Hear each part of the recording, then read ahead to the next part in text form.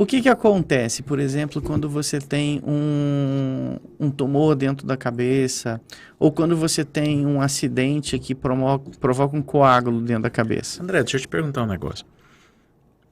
E aí é uma dúvida, não é nada combinado.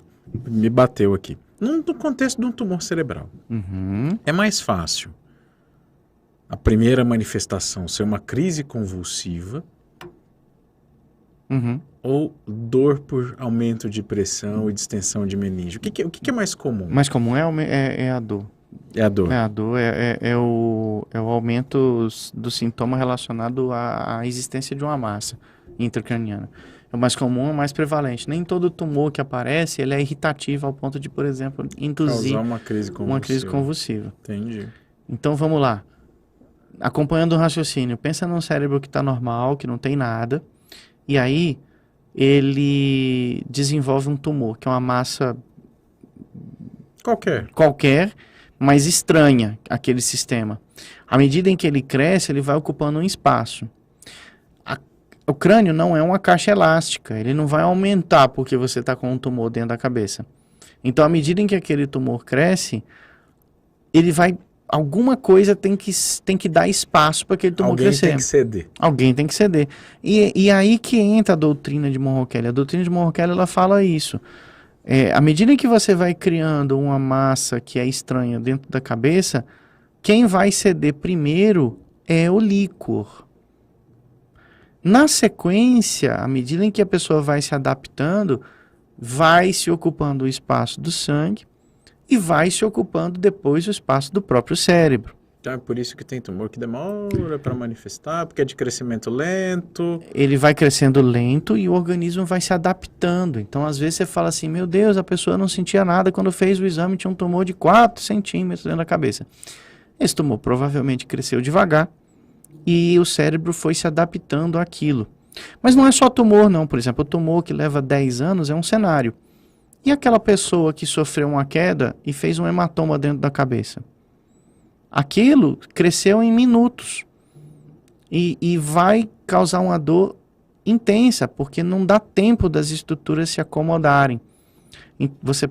Existe a fase da dor, mas quando você tem a compressão do sistema nervoso central, você tem a fase de alteração do nível de consciência, de fato. Assim, a pessoa alterar o nível de consciência e, eventualmente, isso pode levar até mesmo ao óbito. Então, por quê? Na doutrina de Monro Kelly, os dois eles conseguiram explicar o que acontece. Quando o processo é lento, você vai conseguindo esvaziar o líquido, depois diminui o sangue, depois o cérebro se adapta. Quando o processo é rápido, você não tem tempo de acionar esses mecanismos todos. Essa doutrina, assim, Alessandro, eu estou sendo muito simplório em explicar isso, mas, por exemplo... Graças a Deus, porque já não é fácil entender assim. Mesmo tentando ser simplório, fica difícil. Mas por quê? Por exemplo, quando você tem uma pessoa internada na UTI com um problema de aumento de pressão intracraniana, todo o tratamento se baseia em tentar fazer essa regulagem, entendeu? Em permitir, por exemplo, que o sangue consiga fluir. Porque no momento em que a lesão é tão grande que o sangue não flui, o tecido não tem mais como se alimentar. Não e tem ele morre. né? Exato. Então, esse é o princípio do tratamento neurointensivo. Voltando nessa ideia da pressão intracraniana, é importante dizer também que pequenas variações da pressão intracraniana, pequenas no sentido de alterar muito pouco os exames de imagem, a tomografia, a ressonância, já podem trazer alguns sinais. E aí é que eu vou responder aquela pergunta que você me fez lá atrás. Como é que eu meço a pressão dentro da cabeça? Existe a forma direta de medir.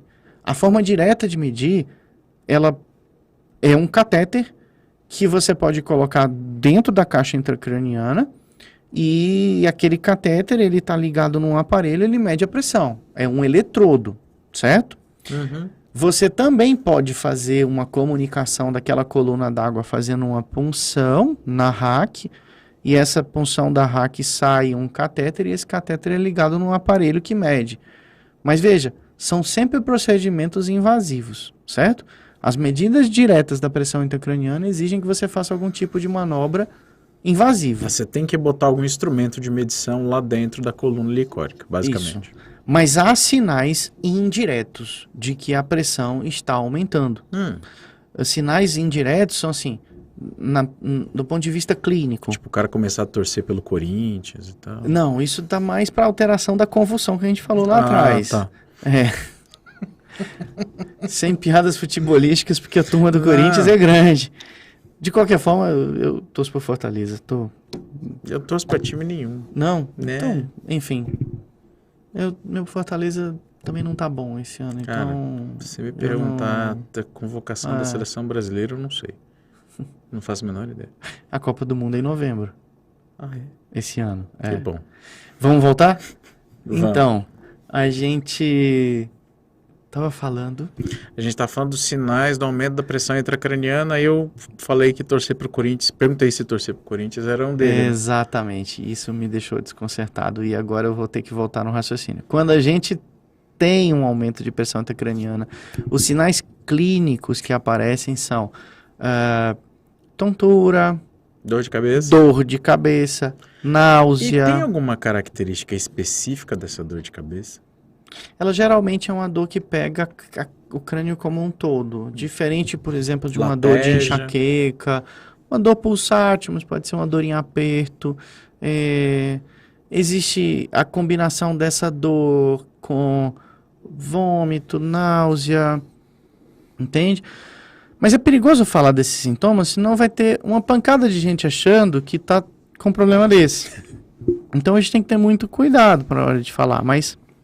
Os sintomas de aumento da pressão intracraniana são esses, mas há outros sintomas ainda, que são as medidas indiretas. Como é que eu faço? Uma medida muito, muito comum de a gente avaliar como é que está a pressão dentro da cabeça é fazer aquele exame oftalmológico em que você coloca uma luzinha e enxerga lá no fundo do olho como é que está o nervo óptico. Vamos lá.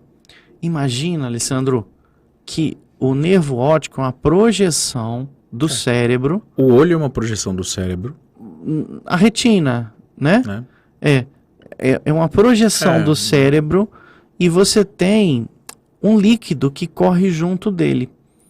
Quando aquele líquido, como se fosse um dedo de uma luva. A papila lá do nervo óptico. Isso.